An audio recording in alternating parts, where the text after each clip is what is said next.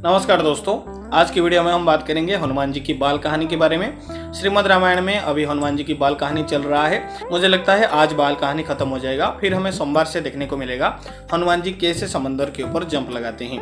तो ये जो बाल कहानी है, छोटा सा कहानी है, जल्दी से इसको हम कवर कर लेते हैं। तो सभी को पता है हनुमान जी के पापा का नाम था केसरी, माता का नाम था अंजना और हनुमान को वायुपुत्र भी बोला जाता है। और हनुमान भगवान शिव शंकर की अंश भी है और ये चीज तुलसी रामायण यानी कि रामचरितमानस में देखने को मिलता है। लेकिन बात करें अगर वाल्मीकि रामायण की, तो वाल्मीकि रामायण में हनुमान को सिर्फ और सिर्फ वायुपुत्र बताया गया है। तो वायुदेव को ही हनुमान जी की बायोलॉजिकल फादर बताया गया है। फिर हम कहानी को आगे बढ़ाते हैं, यानी कि सीरियल को आगे बढ़ाते हैं।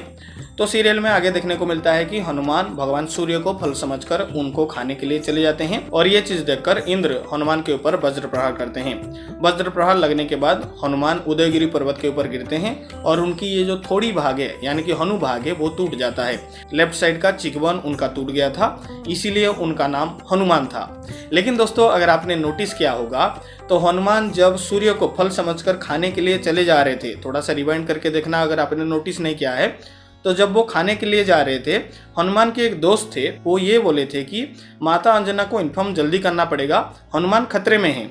मारुति खतरे में है ये नहीं बोला, उन्होंने ये बोला कि हनुमान खतरे में है। और हनुमान नाम कल आपको देखने को मिला होगा कि कैसे मिला, क्योंकि उनका हनु भाग टूट गया था, इसलिए उनको हनुमान नाम से जाना गया। तो हनुमान नाम तो उस वक्त तक आया नहीं था, तो हनुमान की दोस्त फिर कैसे मारुति को हनुमान बुला रहे थे।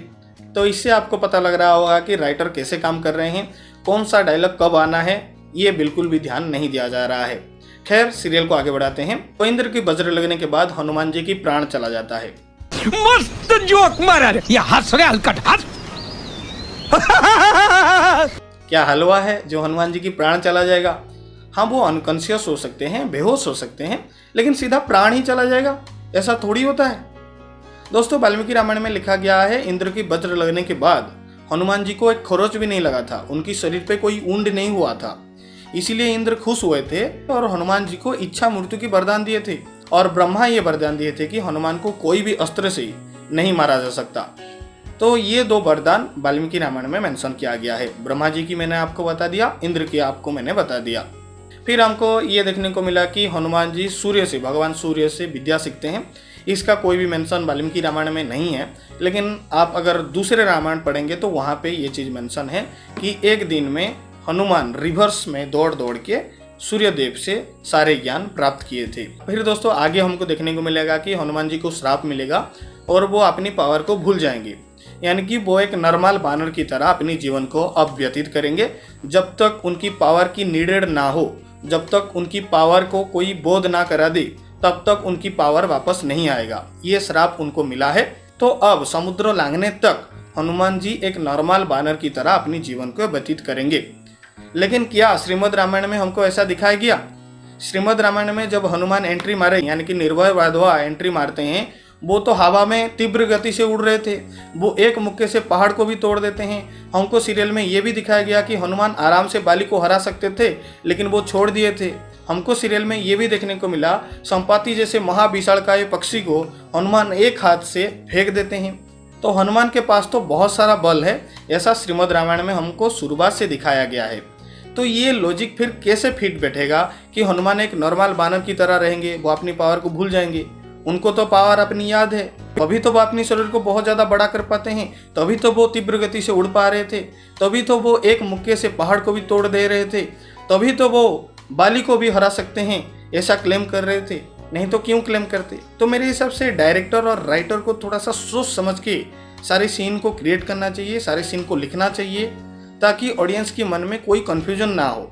ये लोग क्या करते हैं, पहले रायता को फैला देते हैं, फिर उसको समेटने की कोशिश करते हैं। शुरुआत से हमको देखने को मिला है कि हनुमान जी बहुत ज़्यादा शक्तिशाली है। फिर समुद्र लांघने की समय जब आता है, फिर बहुत ही स्मार्टली हमको दिखा दिया जाता है कि उनकी पावर थोड़ा सा लिमिटेड है। वो अपनी पावर को एक्सेस तो कर पा रहे हैं, लेकिन एक लिमिट तक एक्सेस कर पा रहे हैं। इसीलिए बाल कहानी सुनाना पड़ेगा, और बाल कहानी सुनाया जाता है, अब हनुमान जी की पावर को अनलिमिटेड कर दिया जाएगा। तो मेरा कहने का मतलब है, रायता क्यों फैलाना है और फिर क्यों समेटना है? सही ढंग से अगर गो विथ द फ्लो के साथ किया जाता तो और ज़्यादा मजा आता। खैर दोस्तों, रायता फैलाया गया था, बड़े स्मार्टली समेटा भी जा चुका है। आगे देखते हैं क्या होगा। और जो लोग मेरे चैनल को सूर्यवंशम की अमिताभ बच्चन की तरह छुप छुप के देख रहे हो, मैं उनसे कहना चाहूँगा सब्सक्राइब कर लो यार, क्या जाता है, छुप छुप के क्यों देखते हो वीडियो। चैनल को सब्सक्राइब करो और अगर वीडियो पसंद आ रहा है तो वीडियो को लाइक कीजिए और अगर आप मुझे सुपर थैंक्स कर सकते हैं तो वो भी कीजिए, क्योंकि उससे मुझे बहुत ज़्यादा मदद मिलेगा। और वीडियो को शेयर जरूर कीजिए, कम से कम लाइक करना मत भूलना।